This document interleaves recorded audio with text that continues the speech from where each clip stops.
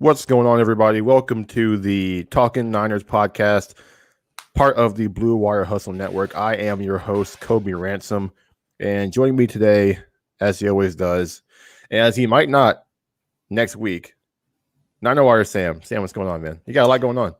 Yeah, man, I got a lot going on. This is the calm before the storm. Next week I'm going to be off, so it will be Kobe, someone else. Stay tuned for that, guys. But I'm really looking forward to next week. I'm also looking forward to talking about the Niners as always. We've got OTAs going on. We're about to enter the dead month of the NFL. So, hey, man, get everything out when you can. We are right in it. We are right in it, man. I mean, we still got OTAs on, but like after OTAs, you just got a solid month before training camp. That's really the dead period of time. But, hey, man, I'm ready to talk about OTAs. Let's get right to it, baby.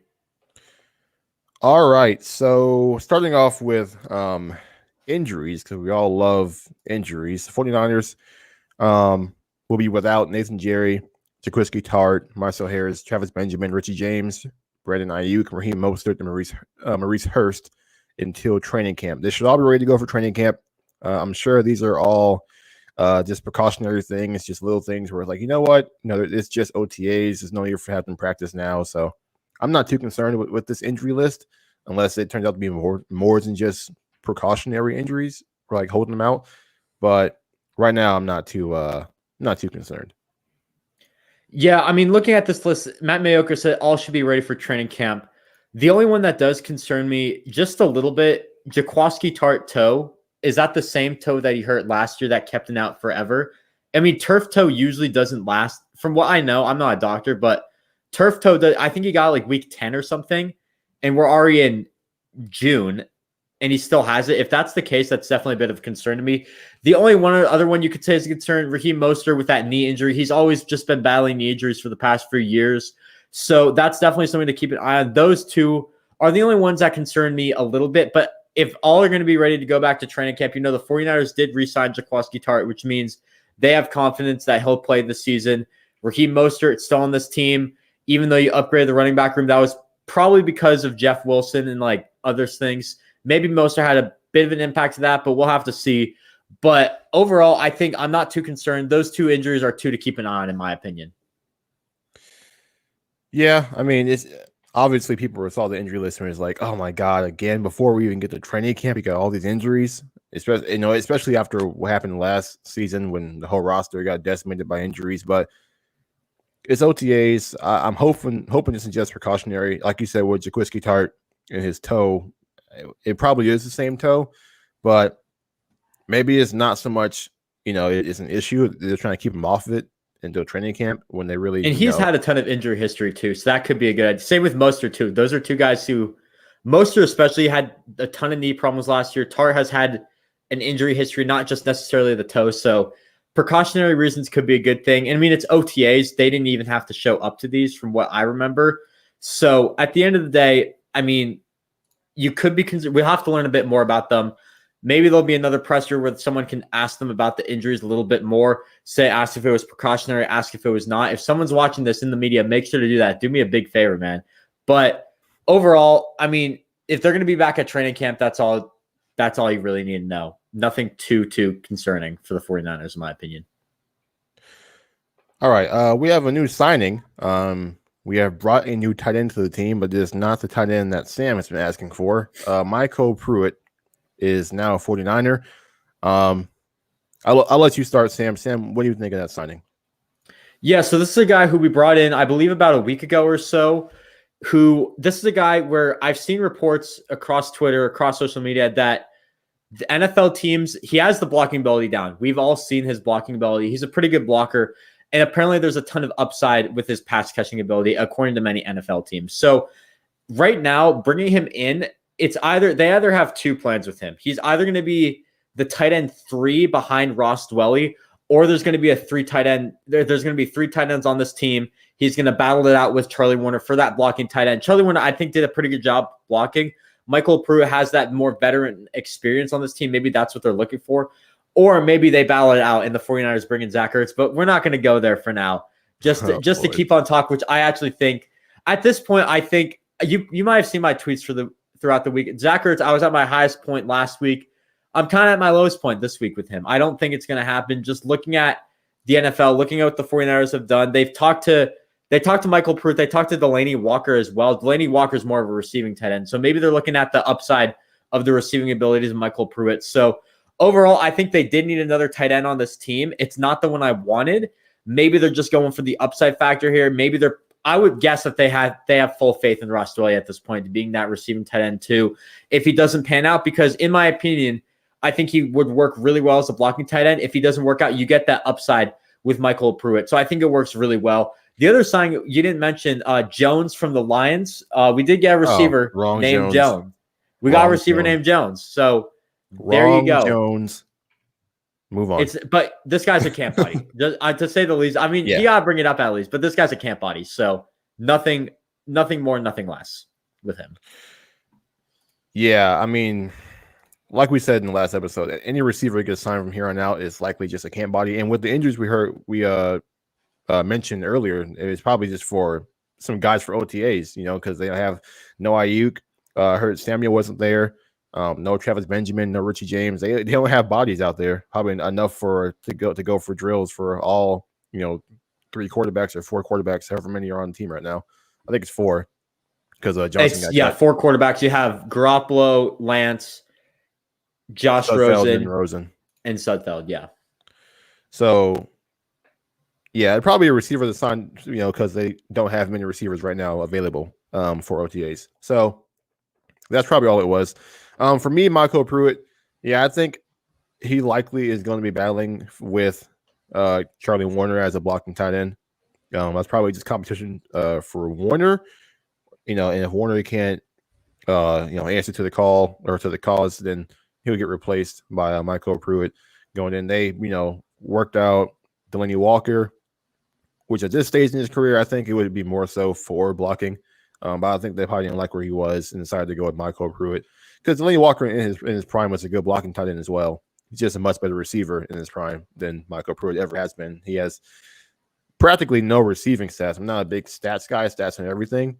And for Michael Pruitt, it definitely doesn't show what what kind of player he is. If you look at his stats, you think he was the worst player of all time. But Pruitt, they brought him in. Probably don't need to spend too much time talking about it. But that happened over the weekend. I only brought it up because Sam has been big on Ertz. I was like, hey, we got a tight end. Hey, man, it was our biggest sign. And this is a guy who could make the roster. I want to ask you, Kobe, do you think Michael Pruitt makes the roster, or you think this is a guy who's going to get cut? He's got a better chance than anyone else that they signed. He's got a better chance than that Jones got to make the roster. It's all about Warner, I think. I think it's all about whether Warner has improved from last season or if he hasn't improved at all. And if he hasn't, then I think Pruitt gets the spot. But I think it's like so. It's hard to tell until we kind of know how Warner looks in practice. Yeah, I honestly think right now, for me, I do think Michael Pruitt is going to make the roster personally because 2019 they kept 4 tight ends. 2020 they kept 4 tight ends. Actually, no, they kept 5 tight ends technically because you had. Or wait, no, it was sorry. In 2019 you had Kittle, you had Ross Dwelley, you had Selleck, and you had Levine Toilolo. 2020 you had Kittle, Dwelley, Warner, Jordan Reed. 2018, I believe you had Kittle, you had Selleck, you had Dwelley. I think that was 3. Maybe it's either going to be 4 to 3 tight ends. So you're either going to see, as I said earlier, a battle between Pruitt and Charlie Warner, or you're going to see both on the team in somewhat similar roles. Maybe they go with the upside, but I think right now I'm looking at 4 tight ends for the San Francisco 49ers team, especially if they don't get Julio Jones. How did we discuss this for so long? All right, moving on. What was the OTAs? What you guys probably came here for? What's really the only thing going on with the Niners? I guess we'll start off with the quarterbacks, because that's all anyone wants to hear about these days, is the update on the quarterback. So we'll start with that, and we'll move on from there. This clip from one of Grant's shows, Grant's show, from he was one of the guys who was at camp, who was able to see the players and how they look on the field and kind of where they're at. This is what he had to say about Trey Lance. I'm going to play the video here. Give me 1 second. But here's what Grant had to say on his show about how Trey Lance looked at practice yesterday, 2 days ago, if you listen to the podcast version.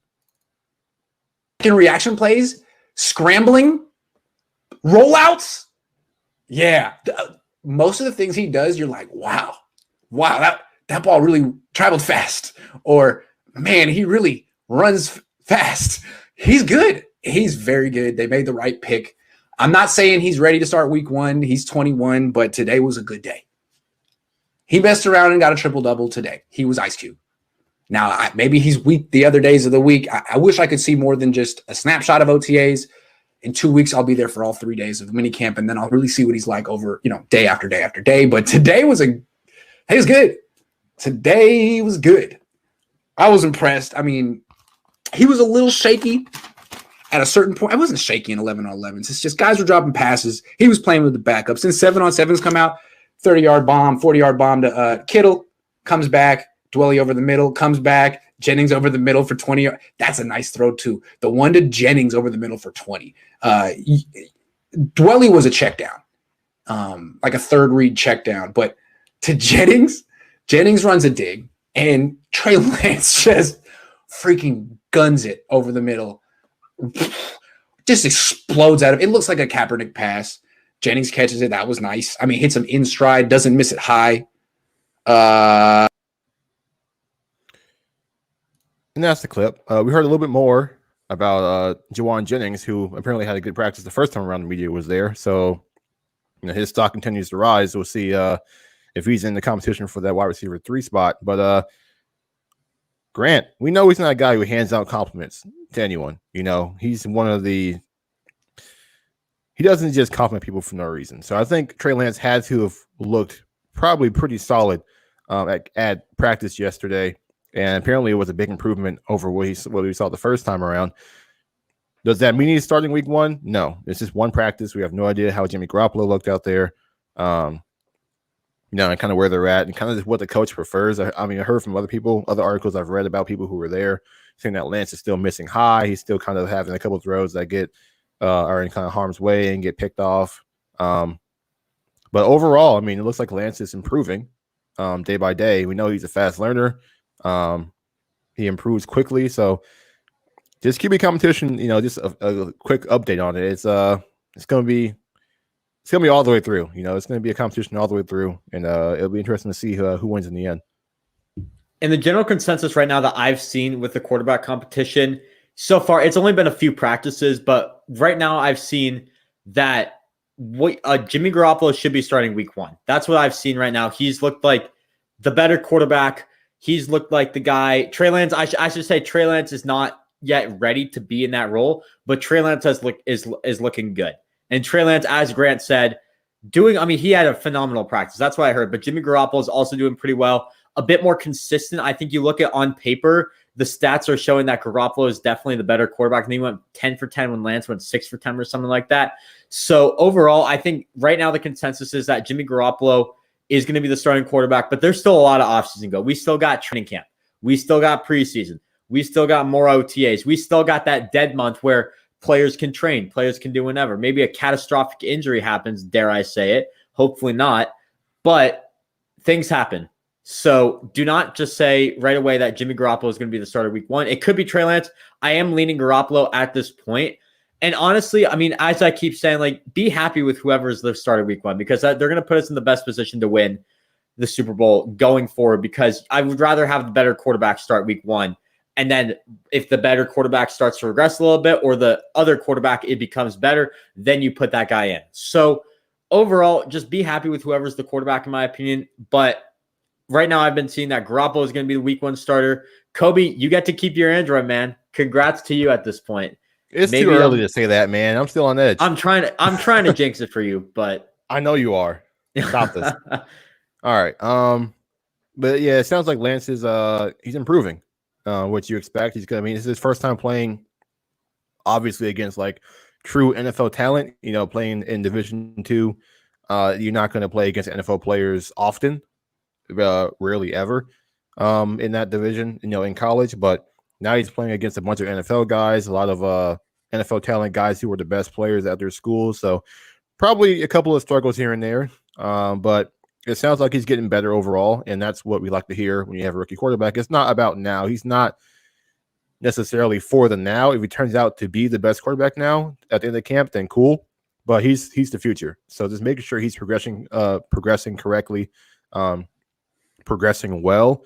That's all you really want to hear, and that's what I take from that. Lance is looking better than he did last time the media saw him, which is a good sign. All right, more things. One more thing. Just go ahead, Sam.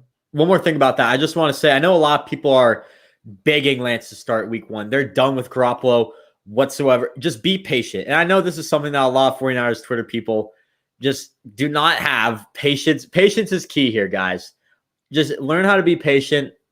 Trey Lance will start eventually. We got him for a reason. We traded up so much to get him for a reason. He'll start eventually. I'll just say, I know the fans, the way our fan base is, they get riled up quickly. They're very not very relaxed. They're very on edge all the time. That's what we're here for. We're here to be relaxed for you. Okay, that's what us as content creators, well, at least some of us try to be. We're here to be objective and relaxed for you, so you don't have to be. You can go ahead and you can lose your mind to things, and you can like, oh, what does Kobe and Sam think about this? And then we tell you, it's like, oh, okay, maybe we're not so bad. That's what we're here for. There's always a plan B too. And I mean, this is really just 49ers therapy. We're here for you guys. Just sit down, sit back, relax, grab a drink, do whatever, and chill. That's simple. All right, more takeaways. Most of the articles are kind of behind paywalls for this content, so I'm just using Grant's article because Grant's for the people. Apparently, Trey Sermon was the starting running back at camp or at OTA practice yesterday. But no Raheem Mostert, too. Keep that in mind. Yeah, with no Mostert out there. I'm not saying he's starting over Mostert. I'm just saying, he's since Mostert's out, and, there's still Hasty, Gallman, and Mitchell.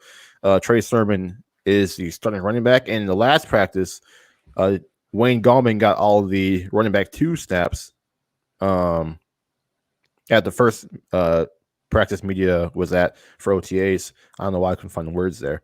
But so now Trey Sermon is getting the majority of those carries. And Elijah Mitchell and Demeco Hasty split snaps at the number 2 running back. So I guess Gallman was the number 3 running back in this most recent practice that the media was available at. So I mean, it's probably going to flip-flop throughout most of the camp, but I think for Sermon, I think he really is going to be the guy who probably wins that running back 2 spot.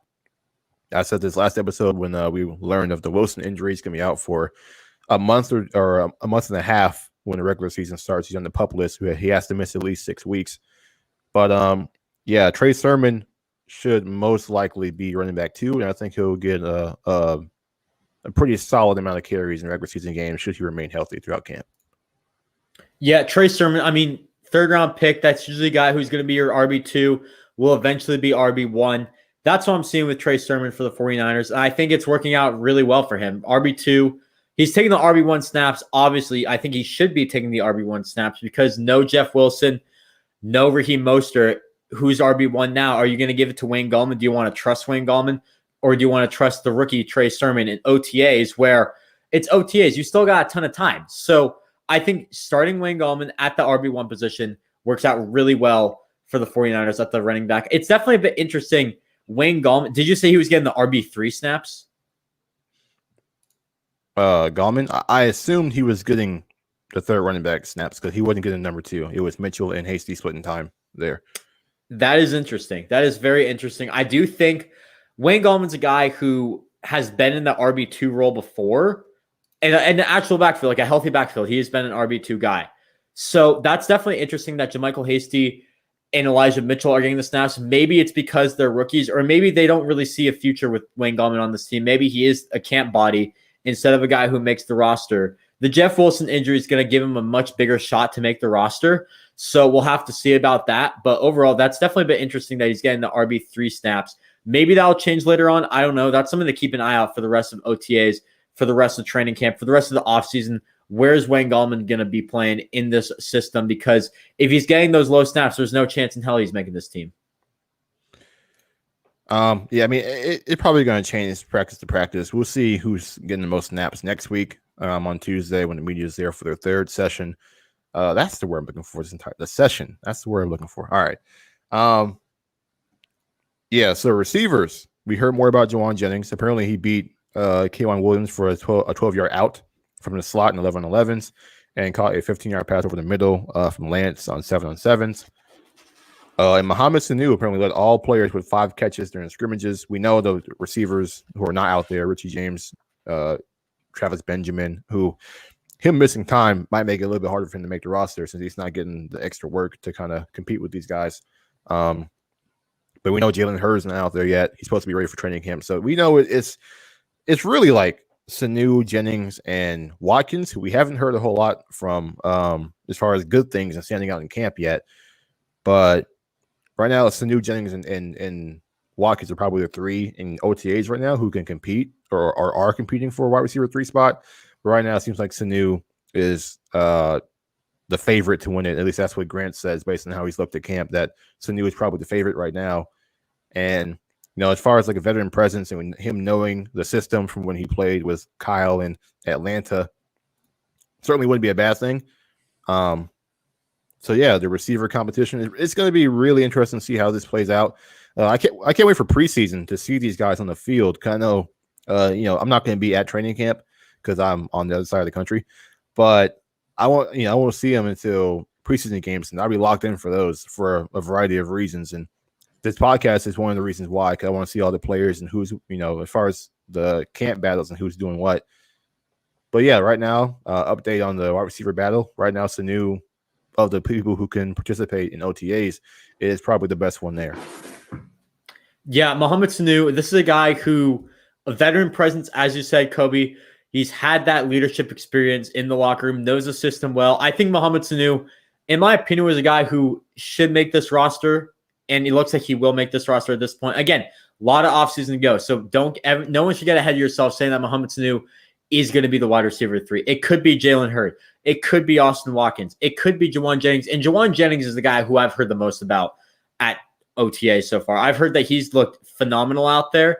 I've heard that he's had a great connection with Trey Lance. We had that 20-yard out route or whatever that was across the middle. I forget what it was, but I saw that, heard about that. So that's definitely something interesting to watch right there. Who's going to be the wide receiver 3? And you said it, Kobe. Preseason is really going to determine this. It's not going to be training camp.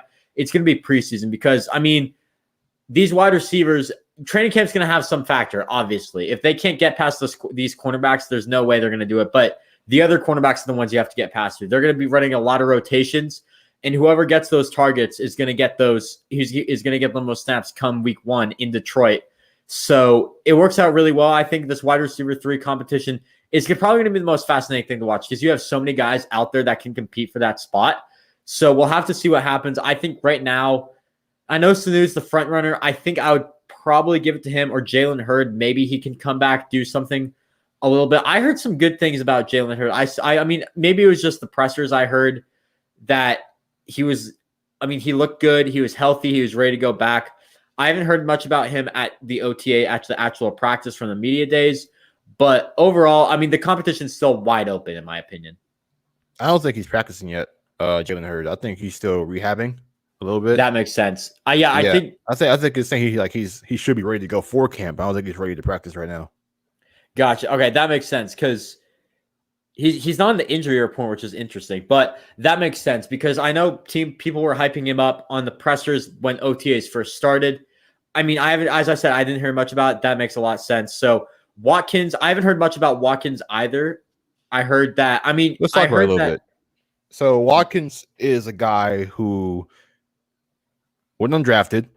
We know that. Obviously, because we signed him. But he was a guy that some people thought might be like a late pick, like a 5th, 6th, 7th round guy. He's got a pretty solid body. Like about a 6'1", like 210, like NFL receiver body. Pretty solid route runner. Only dropped 2 passes at UAB in his college career.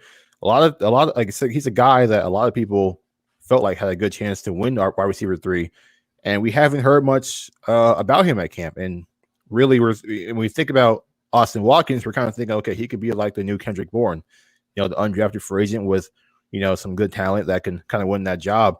We know Watkins, as far as like his skill set, is a little more talented than Kendrick Bourne, but the difference here is that the competition is a lot more intense than it was when Bourne came in. Because Bourne came in 2017, and who were the receivers then? It was Pierre Garcon It was Um, Garcon, Aldrich Robinson, Goodwin. Lewis Yeah. Murphy, Trent Yeah. Taylor. So It like was bad. the competition was nowhere near what it is now, where you have two solid guys in Samuel and Ayuk, and then you have Sanu and then Jalen Hurd and Jawan Jennings. It's a lot tougher competition. So if Austin Watkins ends up on the practice squad or doesn't make the roster at all, that could be a reason why. It's not as so much as he wasn't good. It's just that he probably wasn't as good as the other guys who are already on the roster. So he has a lot of time to try to gain some ground, but so far it sounds like it's been rough for him to start off. We haven't heard much good from him at the OTAs.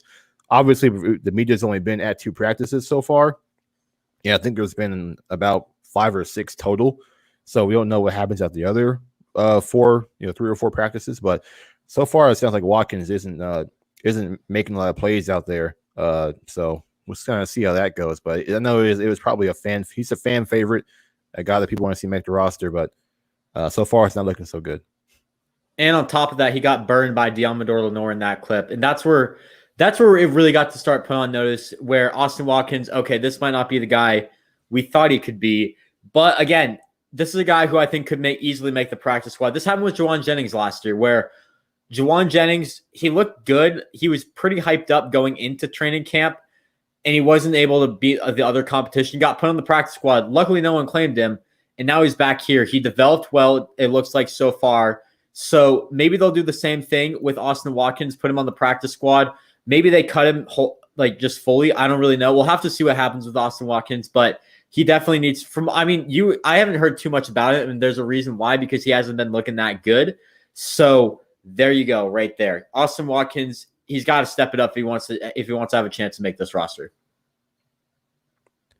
And this is a little short so far. Moving on to our final topic of the day. Not a whole lot going on. It's the dead month. So, yeah, you're going to get some pretty short podcasts. And we were just kind of here to update you on what we've kind of seen, heard, and what we think about it. Demeco Ryans had his first press conference as defensive coordinator of the 49ers yesterday, 2 days ago. If you listen to the podcast version, had to keep saying that. I don't know why I keep saying it. I don't need to, but I have. So, obviously he's not going to give away exactly what he's going to do, but one of the things that kept coming up about how he wants his defense to be is going to be attacking, aggressive, and fast. And, just overall kind of thinking of what that means for the 49ers defense. We know with Robert Saleh, they were a bit more complex. At first, 2017 through 2019, they were more of a zone-oriented defense, and they kind of changed to man when they hired a new defensive back coach. I'm forgetting his name. I had just wrote an article earlier with his name in it. I have forgotten his name. But yeah, they had a different defensive backs coach last year who was more specialized in man coverage. He's the guy that went to the Browns, right? No, that was Joe Woods. That was the guy who was Joe Woods, zone coverage guy. I'm talking about another guy. I wish I have to find his name. I don't know the assistants too well. You really only know Shanahan, Demeco Ryans, Chris Kusarek.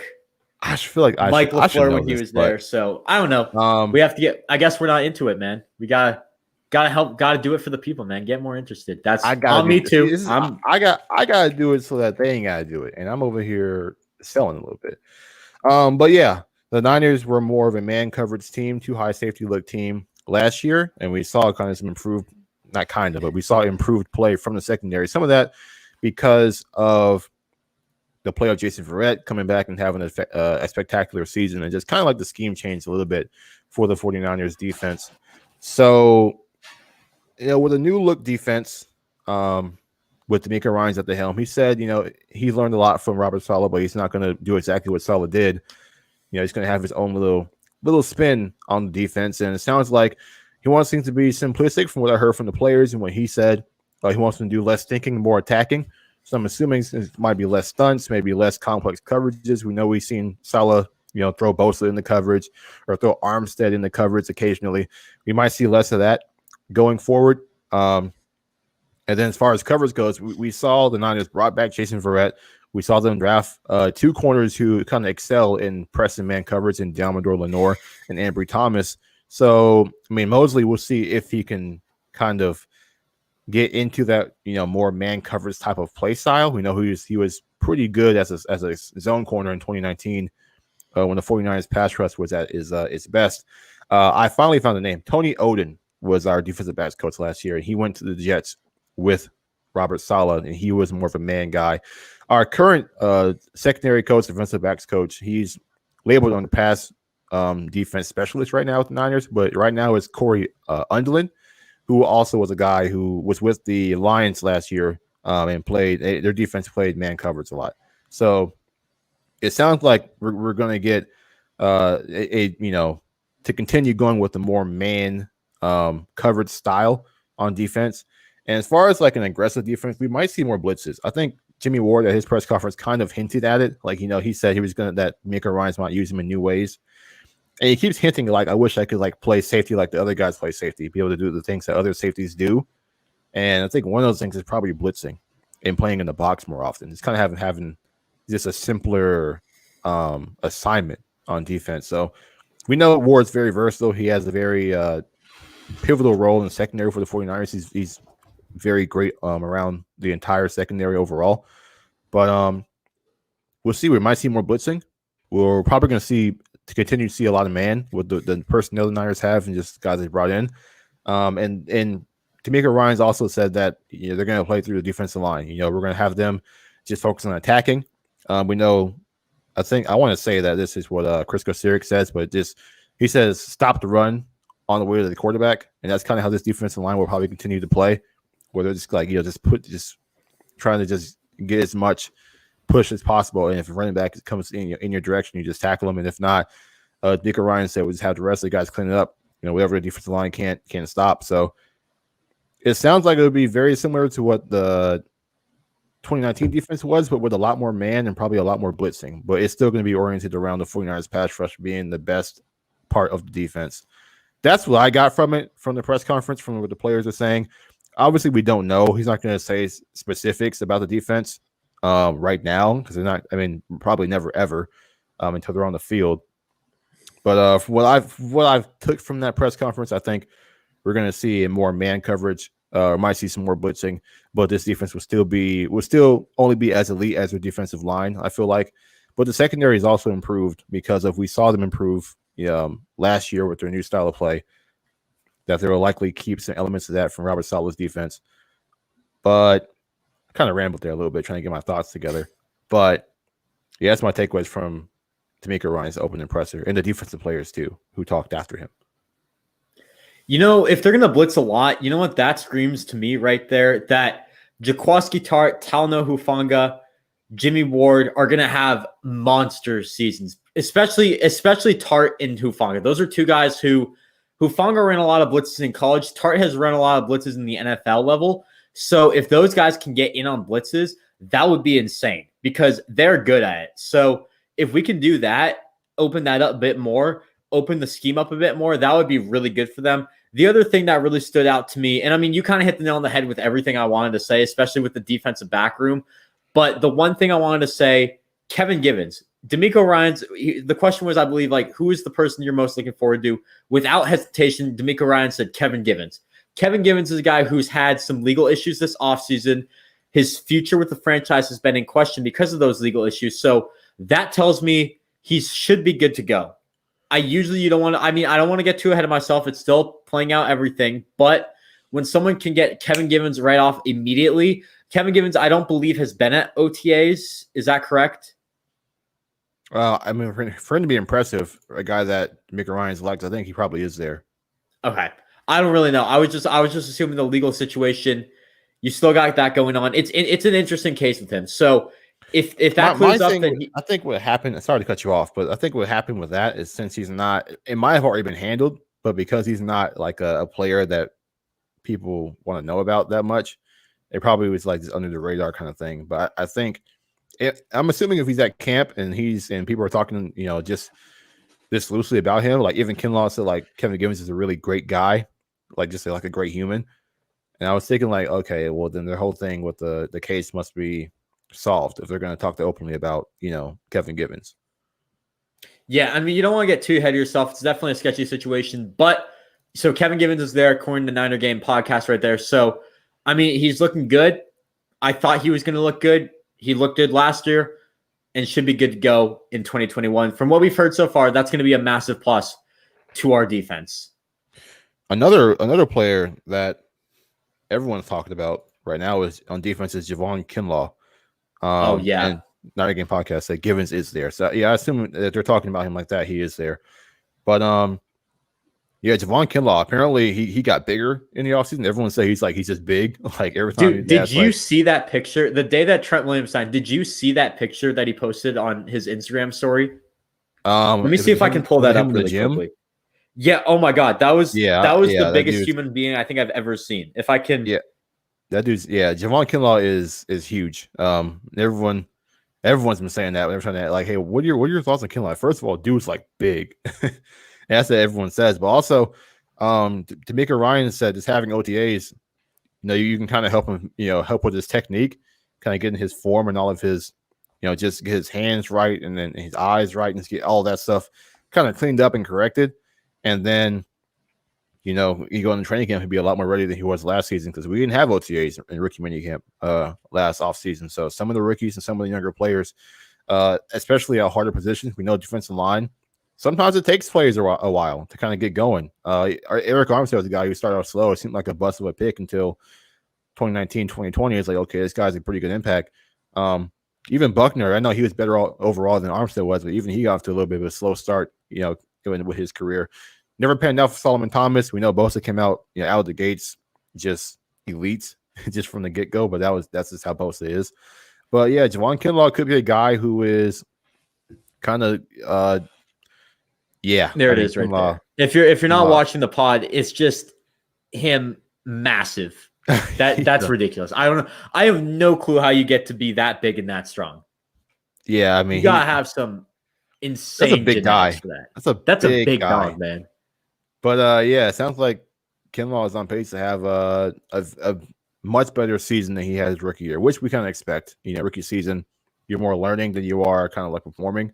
But I think he's going to be ready to go and should have a pretty big year for the Niners this year. And that's a good point. No OTAs last year, limited training camp, no preseason at all. I mean, you saw Javon Kinlaw. He was good, not great as a rookie. Oh, Ayuk was the only rookie that really looked stellar last year. McKivitz didn't have it at all. Round 6, we took Charlie Warner. I mean, he blocked for us. That's what we kind of expected. He didn't play as big as a role in our offense as I thought. And Jawan Jennings was not even on the team last year. So I think that's definitely something to look out for. These rookies from last year, the 2020 rookies, having a much bigger season. Also, undrafted free agents on the team, I believe, are Jonas Griffith, Darion Daniels, Josh Hokett, JaMychal Hasty still on the team. What's his name? Jared Maiden is still on the team, I believe. Those could be guys that could step up in a big way in 2021. Maybe it's going to be hard for them to make the roster. I think you look at the roster, Hasty has a pretty good chance. I think Jonas Griffith has a pretty good chance of making the roster at this point. There's still a lot of questions in the air. Jared Maiden, I don't really know. We don't really know their situations. I kind of forgot about him. But these rookies, look for them to step up. They didn't really – the cards were hit. They were dealt a bad deck of cards last year. This year they have a much better deck of cards. They can play around with it a bit more, figure themselves out, really cement their NFL, just stamp their foot in the NFL and really try to make an impact this year instead of last year. So it could work out really well, in my opinion, for these rookies from 2020. Yeah. Hello, Lauren. I'm sorry I was so silent there. Lauren? I was looking at the comments. Sorry. That's gonna sound weird in the podcast. Like, why aren't they talking? But sorry about that. But yeah. Hey, Lauren told me you were looking cute the other day, by the way. Really? Yeah, really. I'm not that good. I'm just guys. saying. Come on, guys. I'm not that. There are better looking people out in the world than me. Come on. What are we doing? What are we doing? Too low standards. Way too low standards. All right. That's going to pretty much do it for us. That was really all there was to discuss, talk about, unless you want to get into like some controversial topics about things that don't need to be talked about. But let's stay away from that. I'm not really. I'm kind of off the train for him. I think we're a little more desperate before we do that. I'm trying to go watch some playoff basketball. We got the Lakers and Suns tonight. If you're listening to the podcast, it's already happened. But we got Blazers and Nuggets tonight. I heard Michael Porter Jr. is going crazy right now. I'm trying to get to that. But I might just put this out tonight if I get it ready to go. Why fast not? enough. All this time I'm saying, hey, 2 days ago, if you listen to the podcast, we usually record a lot later too. So now I'm off we of got the a little water bit of polo time. schedule. We can If you record guys- 3 hours ahead of time. Yeah, I might just toss it out and then I might toss it out tonight and then advertise it and then just advertise it tomorrow since more people will be up in the Let's morning. just advertise it tomorrow. Let's see how many people listen to it. Let's see who gets the note. I don't know if there's. Let's see who's got notifications noties on, huh? Let's see who's got noties on. I don't even. I can't even. I don't know how to turn on Spotify notifications. I gotta figure that out. But yeah, that's gonna do it for us. Sam won't be here next week, so it'll be a little different. We've had Sam for throughout the entire offseason we had. throughout the entire me and offseason, you. I've been here. Yeah. So it'll be interesting without me. You'll have a guest. Stay tuned for that. Yeah, I won't tell you guys until it's time. Secret. No spoilers from me. I can't find words. I'm sitting here like my brain's scrambling trying to find words to say things. I can't say things today. All right. Yeah. Maybe you need a break too, man. For us. I don't need a break. I'm good to go. I'm ready. You're always grinding. I gotta say things at the end. I gotta do the things. Make sure you subscribe, rate, review the podcast on wherever you're listening to it. You can only rate and review on Apple Podcasts, I think. So do that. 5 stars, please. Thank you. I love you. Subscribe to the YouTube, me and Sam's. If you're watching Sam's channel, go ahead and hop on over to Bay Kobe YouTube channel and go ahead and hit the sub button for me if you haven't already. And I greatly appreciate that. And if you are listening to the podcast and want to sub to the channel for support and all of that, you can find the links in the description. So yeah, just hit the little arrow button to drop down the subscription and I said subscription. Do that too. Description. And yeah, it's in there. Our Twitter handles are also in there if you want to see us on social media, in case you haven't seen us already. Maybe you were just looking for new podcasts to listen to. It's like, these guys are kind of nice. Wonder what their handles are on Twitter so I can see what they say throughout the day. And you can see it on the screen if you're on YouTube, or you can find it in the description once again if you listen to the podcast. With that being said, we're going to get out of here and watch basketball. Well, I am. I don't know what Sam's going to do. But yeah. Thank you for listening. As always, go Niners. See ya.